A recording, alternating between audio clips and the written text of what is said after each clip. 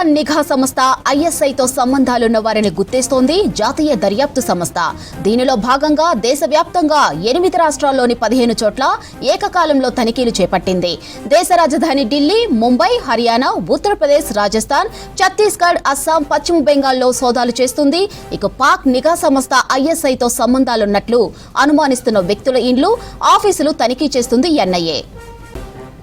దేశవ్యాప్తంగా చేపట్టిన దాడుల్లో పలు ఎలక్ట్రానిక్ పరికరాలను సీజ్ చేసింది ఎన్ఐఏ.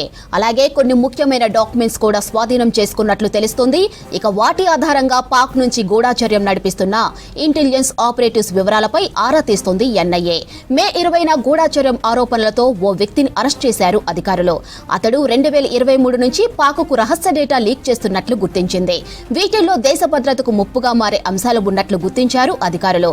ఇక అలాగే భారత్లోని పలువురు వ్యక్తుల నుంచి నిధులు అందినట్లు గుర్తించింది ఎన్ఐఏ.